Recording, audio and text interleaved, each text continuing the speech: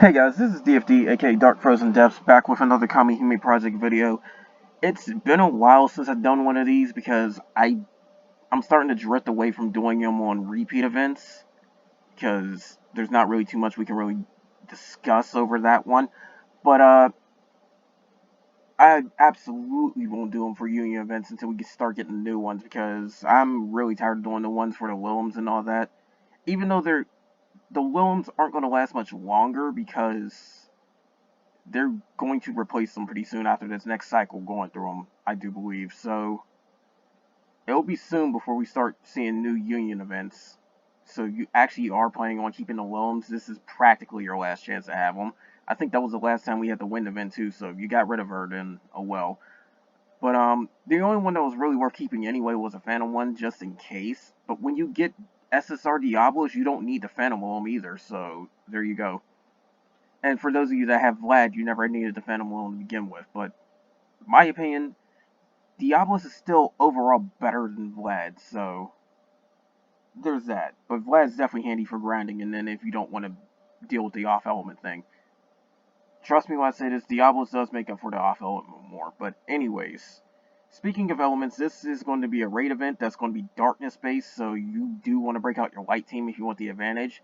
Otherwise, use whoever because you're not really at a disadvantage. I mean, granted, Dark does do like 3% more elemental attack to other elements, and then if it has the advantage, which you can only have in that case, then it's dealing like another 47%, I do believe, or 45%, somewhere around that mark.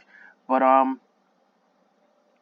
this is pretty much the most lenient you can get with an event when it comes to using specific teams because not only do you have the chance to use any team you really want without dealing less damage and taking more, it's a raid event, so you can get help with this one. So newer players are in a very good position for trying to start up on these type of events. But anyways, because of the fact that it's a raid event, there's going to be a raid gotcha, so I advise you take advantage of it. But anyways, let's start going over some of the stuff. As such, raid events, you do storyline, then you'll do standard fights, then you'll do expert fights and Ragnarok fights. You need standard for expert materials, you need expert for Ragnarok materials, and Ragnarok just gives you double souls. You can only get divine souls from expert and standard. You can't get them from Ragnarok. Likewise, you can only get double souls from Ragnarok. So you gotta keep that in mind. But you do get a lot of free magic jewels from this, so keep that in mind. You can also get gems from defeating enemies, but there's better ways to get them. You get gems from rewards, I do believe. The I think her name is Daphne, but she's going to be the SSR Adolin in this. There's a catch with her, but she can be decent in some cases. The SSR weapon I looked at before, it's a hammer. We'll go over that in a second because those of you that do have the Phantom Hammer are going to want this. I mean, it's not the best event hammer, but the Phantom Hammer itself gives a huge boost, so there's that. And because it's a raid event, we get a free Kamihime, so we're going to go over her details. From what I've seen, she's very good. So, yeah. Um, they do have info in the standard fight, so I'm going to go over that. Now, you're going to have to deal with almost a million HP. It's 900,000. And it does have a trigger, which would be the special action. When its HP is at 50% or less, it will deal three random hits, and then also increase the It says reaction damage to itself. My guess is it will counterattack. I'm not fully sure. It's not very clear about it, probably because of the fact that it's a standard fight. Those don't last long unless you're like really weak. But when it comes to the burst, which you may or may not get hit by, there's the normal burst, which is 3 random hits, and then the raging burst will be an AoE hit with a 3-turn poison that does. It says around 1500 damage to everybody, and then the poison's going to be like damage over time on top of that.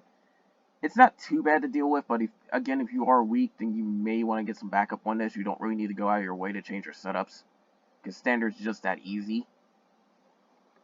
And like I said, you can possibly get divine souls from this, but you got a way better shot at it on expert, especially if you start your own fight on expert. Speaking of expert, is where things start changing a little bit.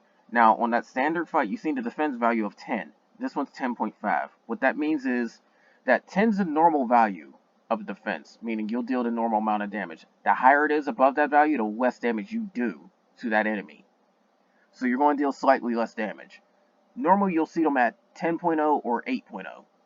There are a few exceptions, like we had a few guild orders where they were higher. When we get accessory quest rank 6, there's somebody with 10,000. But yeah, it's more or less a measurement of how strong they are compared to other enemies, if you want to be honest. Just go off the number 10 and then see if it's higher or lower. That will pretty much manipulate the damage you do. If you know the damage formula, then that's something you definitely need to figure out. But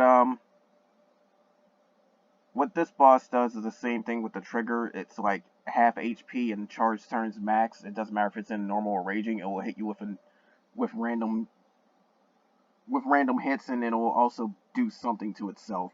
In this case, it's 2 random hits, and it also puts rampaging. That's what runaway means on the translation. Rampaging can be kind of dangerous, but you can indeed clear it with chaos magic if you're having trouble. Because what rampaging is in its own will boost frame, but when it comes to enemies, it practically doubles their damage. So yeah, and then more icing on the cake, there's a combo rate increase as well that the boss will cast on herself. So you gotta be careful with that. When it comes to the burst, it's the same as before. It's like random hits, and then rampaging on itself, just no combo buff. So it's the same as a trigger. And raging is just going to hit you 3 times randomly by the looks of it. So that's something to know. You gotta be very careful when it comes to the raging ones, because if you keep getting hit on the same Hime, then there's a good chance you could die. So keep that in mind. And then the other thing you need to worry about too is the fact that expert in Ragnarok, you do have to do it by yourself if you want to clear the extra missions. So we'll go over that later. But Ragnarok, you're dealing with 20 million HP, the same defense value, same type of stuff as dealing with as an expert fight. You just got to deal with more health and taking more damage. Simple as that. I don't really have to say much more on that if you know the expert strategy. Recommended souls, they're recommending Mordred, maybe John to tank the hits, and then Arthur and Shingen if you're really thinking about attack damage and all that. Me personally, I like Herc because she can take a lot of hits and dish out damage. She just needs to be the focus of attacks, and that's, unless you have specific Kamihime, it's not really reliable. But she still dishes out a lot of damage. Her weapons from the catastrophe fights are actually very strong, so there's that. Well, her axes anyway. But chaos magic is mainly if you want to try and get the rampaging buff off, because I do believe it said it was 45 seconds for the combo rate increase, so it's not going to last that long. But at the same time, this boss is more about being able to debuff her and remove her rampaging buff if you're really worried about it. But for the most part, you're just dishing out damage, so it could indeed become a damage race. That said, you may want to get souls that can help towards that damage race, or if you want the biggest safety, go with Mordred, because she can debuff attack and defense and put extra damage per turn. I mean, it's low, but it does add up, especially if you're fighting on your own. But there's also an ability too that comes from the second tier soul that you have to get before Mordred. I think it's Asmund or something. You can lower the combo rate, so that's something to know too. These are just EX skill suggestions. You don't necessarily have to go through with it, because the main thing I do with these videos, I put this info out there so people would know about it. You still have to come up with your own strategies, your own grids, your own Hime, and all that type of stuff, because nobody's going to have the same thing no matter what anybody says. The chances of that are so astronomically low, you just don't expect it to ever happen. But anyways, going through this event, you'll get stuff from each fight. They give you like different drop rates and all that type of stuff. Personally, if you want your best chance of getting the souls, especially those divine souls, because you need a hell of a lot more of them than the devil souls, start your own expert fights and clear them. It will give you a good chance of getting 3 in one fight. Because I do believe you get 1 guaranteed for starting it. You should get 1 guaranteed for clearing the fight as well. And then there's a chance for an extra. Of course, that's what I think it is, but I'm not fully sure. But that's something to know. And speaking of, you want the bare minimum 50 divine souls, 55 devil souls. In other words, 50 blue, 55 red. That'll give you the bare minimum of all this event stuff, basically. If you want more stuff, which I suggest you're doing, then you're going to want to get more souls. You want to get everything you need. 250 divine, 100 devil, and I don't know why it says 300 million participation points. It's really 3 million.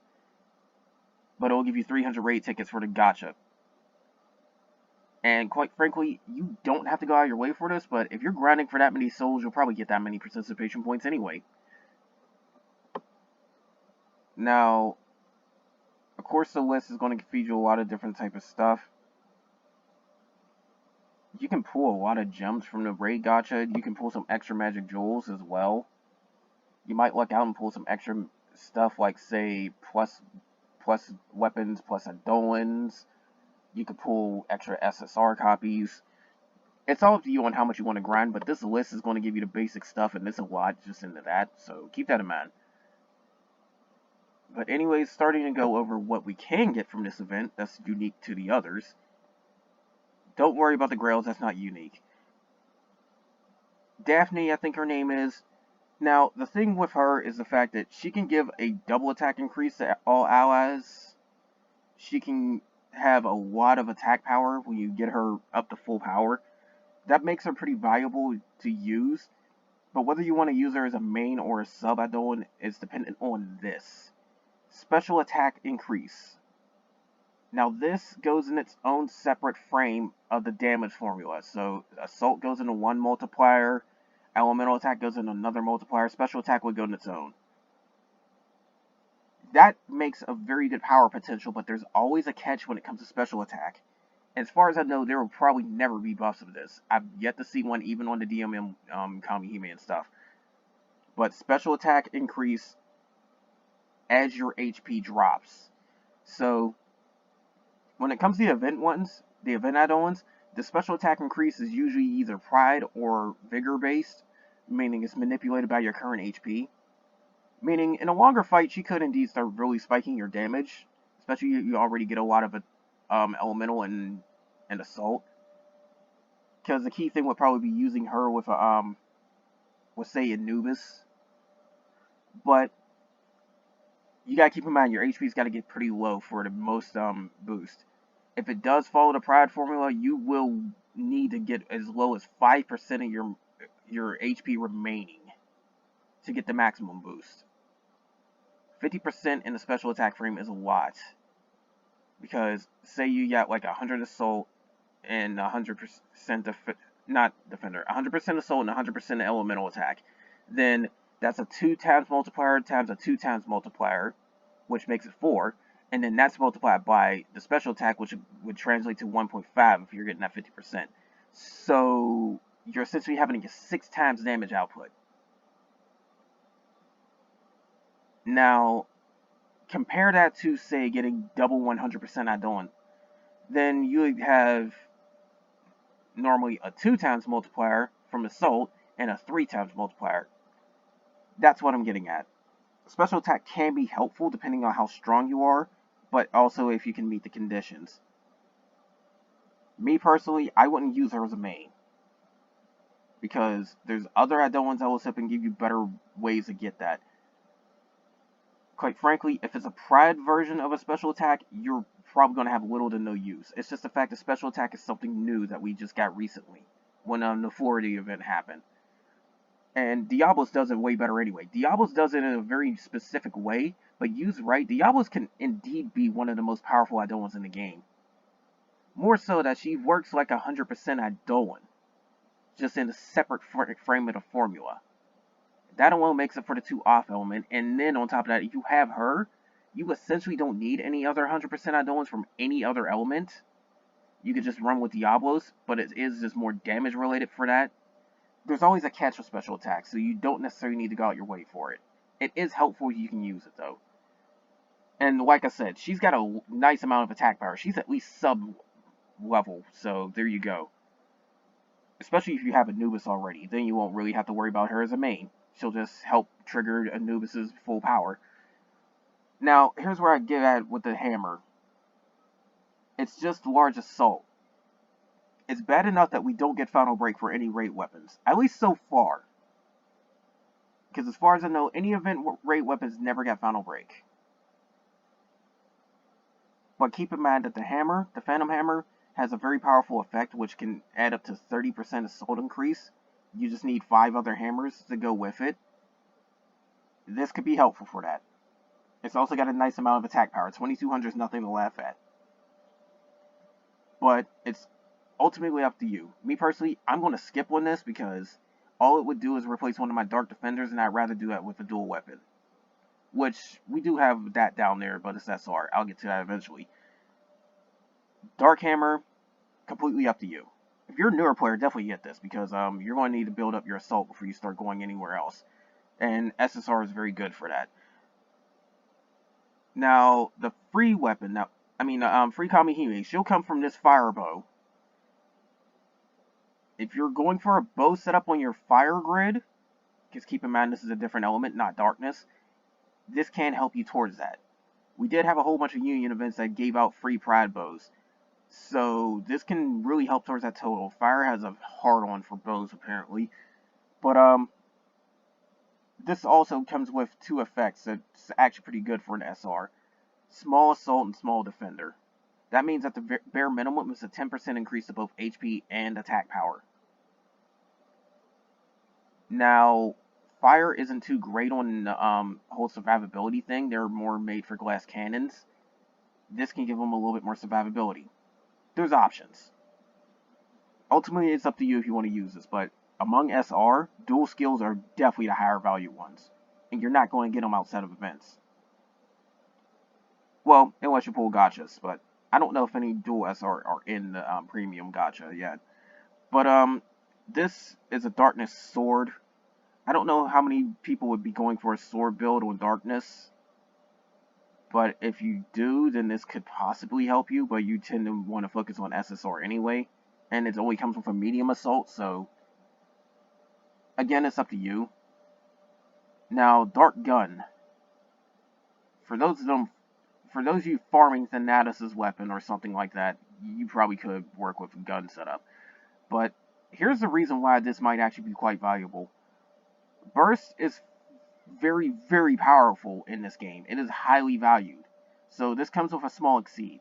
It also comes with a small Barrage, which I think only caps out at 1% at skill level 20. But having multiple copies of this gun can actually push your combo rate and your burst damage up. But you can be sacrificing some attack power for that too, so it's dependent on what you really want to aim for. But having one of these is definitely not a drawback. It definitely isn't. Because those 2 skills are very powerful, actually. Because you're definitely going to want your combo rate as high as possible, and you're definitely going to want your burst damage output as high as possible. But preferably, you would want to get it from an SSR. And then the gun effect, I do believe, was pretty good for Phantom weapons, so yeah. But it's ultimately up to you if you really want to do this. Now, here's what your missions are, and like I said, it can be a little bit worrisome on some of these fights for the missions if you're doing it on your own, especially since 20 million HP is not really that easy to take down. Like, a lot of veterans will say, oh, 20 million HP is not that bad, especially considering we have the Ragnarok fights now, which have hundreds of millions. But not everybody's at that point. So, the Ragnarok fight can be a little bit tricky. The expert one, just use your R Kamihime. If you have a strong enough grid, this is no joke. Like, if you have a strong enough grid, this is easy. I can say that without a doubt. Especially since I have a very light focus mindset on my profile. So, I'm going to have the advantage and use R Kamihime. My light grid is very strong. It definitely can be stronger, but it's definitely more than enough to handle this expert stuff. That's what I'm getting at for that. But when it comes to Ragnarok, this is where it gets tricky. Because you have to use lightning element, which isn't the advantage. And to make it even worse, you have to do it on your own. So, lightning element, or thunder as it's commonly called, because I don't know why it's posted as lightning here. Thunder is another glass cannon one, but unlike fire, they have even less survivability. The only really good thunder healer we have right now is the Onset, which I was fortunate enough to pull. 2 copies of her weapon, in fact. But not everybody might have her. On the other side, I don't have some Kamihime like Balanoist or Marduk, so I don't have Raiko, so I'm at a little bit of a disadvantage, especially since I don't focus on my Thunder Grid that much because that's pretty much how the game threw stuff at me. In fact, it has the least amount of SSR Kamihime among my entire profile. You might have gotten some of the free Thunder Kamihime to help us healing and all that, but you absolutely will need a healer if you go for this. Thankfully, these challenges are only for extra raid tickets, basically. So you can grind them out normally. But it is an extra 80 pulls, which can help you. It depends. Me personally, I don't think I'm going to be trying the Ragnarok one, but I absolutely can clear the extra one. I know that without a doubt. So there's that. Just build up your teams accordingly and see how you can go from there. That's the simplest way I could put that.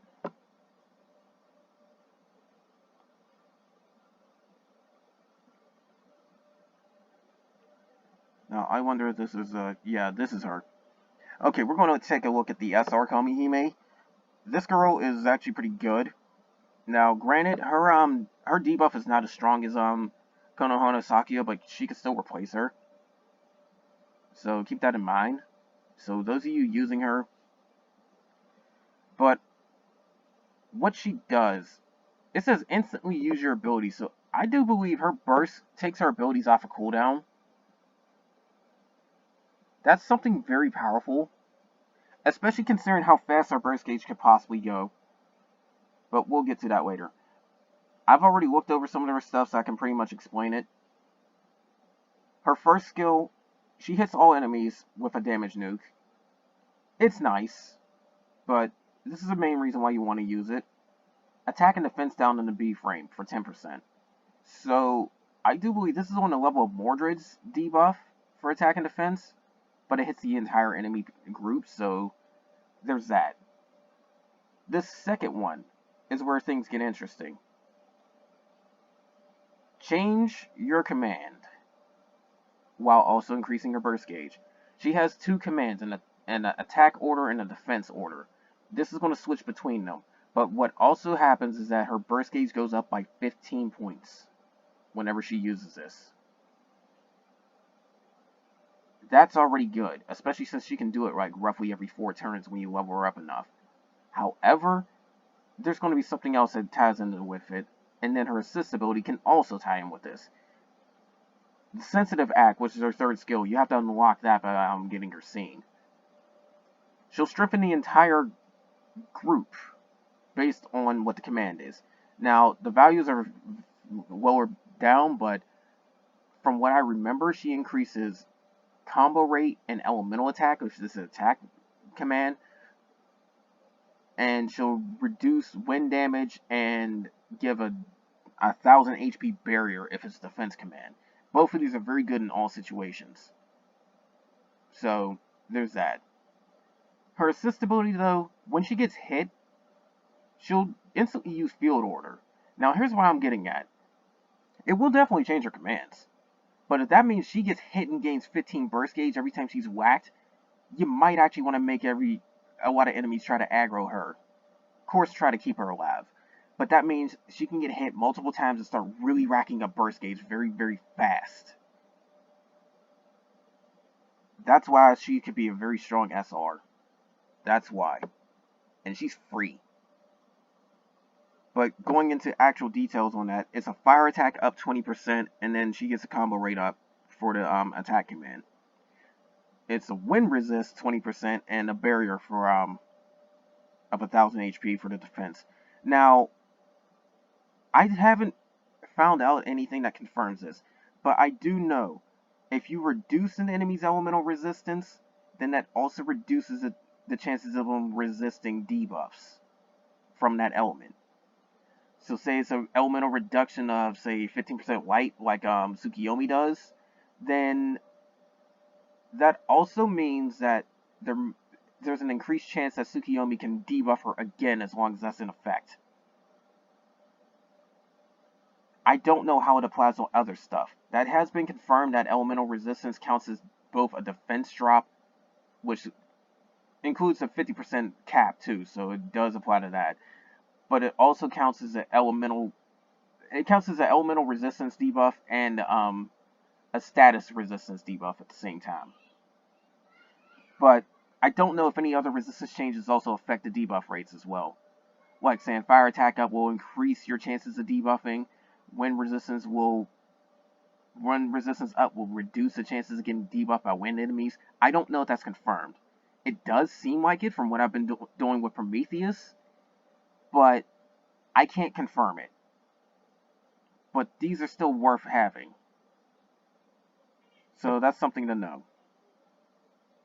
But she's actually pretty good. I would consider using her if you don't have better. I, of course, do because my fire team is loaded with a lot of good Kamihime, SSR included. So I'm probably not going to end up using her unless it's like, say, a wind tower or something like that. But yeah, she's pretty good. She's pretty good. But speaking of Kamihime, this is one we're going to check out. Because I do believe she's going to show up in this event. And if that's the case, I'm going to pull for her. I don't have any money actually added to the game, and I can't do it for a while. But she is going to be very, very good for this. Now, she can be pronounced Lug, I don't know. But it looks like Ro right here in the translation. This is why it's kind of confusing about what her name is. All I know is she's very, very good. And she doesn't look too bad either. You can tell she's tomboyish, but the tomboyish ones usually end up cuter when they actually start showing their feminine side. Anyways, her burst is very interesting because it increases the performance of one of her skills for 2 turns by 100%. That's good. Here's where she gets very, very, very broken. Defense down, C-frame, 20% to all enemies with some light damage. Yeah. We have a C-frame light Kamihime. Very good. Now, the second skill. She'll deal one enemy some light damage, but also increase her burst gauge by 20. Now, if I'm looking at this burst ability, that means when you've done the burst for the next 2 turns, this skill, where it will increase her burst gauge, will do double effect. So I don't know if it doubles her damage or doubles the burst gauge increase. We'll take a look at it a little bit further down. Now, this one can be a little bit dangerous and tricky because she can indeed start killing herself with it.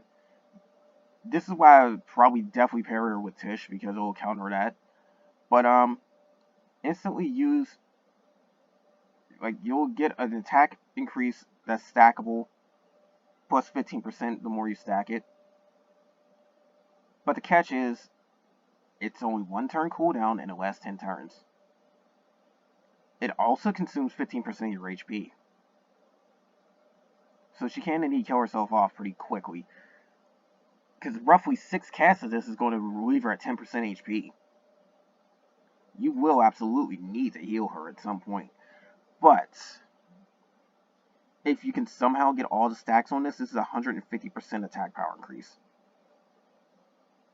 Oh, and here's an added bonus too. Her assist ability, the upper limit of recovery is plus 100. So that means she comes with a natural ascension to herself. She's going to be getting healed. If you have no ascension, she's going to be getting healed double of what everybody else gets. Of course, Tish doesn't care about ascension limits. She'll just full heal anybody. But that's why she's quite powerful. Now, the burst ability is the one I'm trying to figure out here.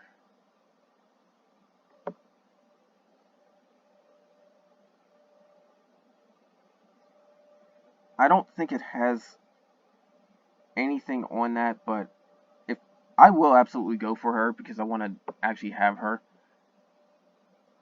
But if I'm right, that means her burst increase will be doubled to 40. Well, when you get her level 75 anyway. I want that either way because the C-frame defense down, she can stack her attack power. She's very strong. And for those of you that don't know, she's considered quote unquote one of the 4 horsewomen of light. What that means is there's 4 specific light Kamihime, all SSR, that if you get all 4 of them, it really, they sync so well together that it snaps a lot of the game's difficulty in half. Probably more. Needless to say, if you get them, it'll be much easier. Much easier to play this game. Now, the 4 horsewomen happen to be Michael, especially when she's awakened, Tish Traya, we have those 2 already. This Kamihime, most people are probably going to call her Lug at some point, we'll see. And then there's a future one that will be called Iris. If you are focused on the light, absolutely try to get those 4, along with maybe Soul and Metatron. That's all you're really going to need for the whole setup for Light Hime. Unless it's Tower, of course, because you can't keep using the same ones. You get those 6 Kamihime, I swear you will never need another one ever again for Light. Unless you're doing Tower. In which case you could probably still get away with a lot of SR and R Kamihime because they're still pretty strong too. Light's just loaded with a lot of goodies to the point where it is one of the best elements, even though it may not be the biggest damage dealer. But yeah, this Kamihime is very, very good. Keep an eye out for her, because I do believe she's coming with this event. Even if she isn't, keep an eye out for her. Trust me. But anyways. Oh, and the only other Kamihime that really did give us a C-frame debuff, I'm looking at it now, was Caspio, but she's not too reliable. I mean, she can land it pretty nicely, but she's more stacking the defense debuffs, so yeah, if you have Light Caspio, then say goodbye to her when you get this Kamihime. But anyways, that's all for this. If you want to see more event videos, regardless of whether they're repeats or not, just let me know. But when it comes to actual gameplay, that definitely should be there for new events anyway. New events are definitely getting more videos, but old events may not. So if you guys do want to see stuff of old event videos, just let me know, because I'm not going to feel too obligated about it unless I'm hearing, okay, we do want to see more stuff, because you're going to see a lot of the same stuff, basically. Although if I do get Battle Unleashed, I'll be able to pull off the other thing, because if you've seen the Nandi event video, I did do a ultimate run where I used the basic Kamihime to give you, the ones that you can't pull for. So I used them and Lancelot along with the base Diablos. I almost have all the Unleashed versions of all of them, so I will be able to do that with their Unleashed versions. And it will be better too, because SSR Diablos will definitely make up for 100% of the one. But anyways, that's all for this. More Kamihime projects definitely coming soon, because you're going to see gameplay of the this event, especially the expert challenge. But once again, look forward to this girl. Also, the voting thing for popularity polls is over. I'm sort of okay with some of the results. Others I'm not, because Cybele should have been in top 10, guys. If we get Unleashed versions, you just missed out very big. But that's something to know about. There will be a poll gotcha, and then voting for the limited Kamihime isn't going to do anything for the gacha itself, so they're just going to get replaced, so you kind of wasted your votes if you voted on any of them. I really should have did a video about that. That was my mistake. But yeah, that's something to point out. They clear as day said that the limited ones will not be in the gacha, so there's no point in voting for them unless you absolutely just love that Kamihime. But at the same time, the previous poll one gave us the unleashed forms of Nikke, Amon, or Cybele if they actually were winners.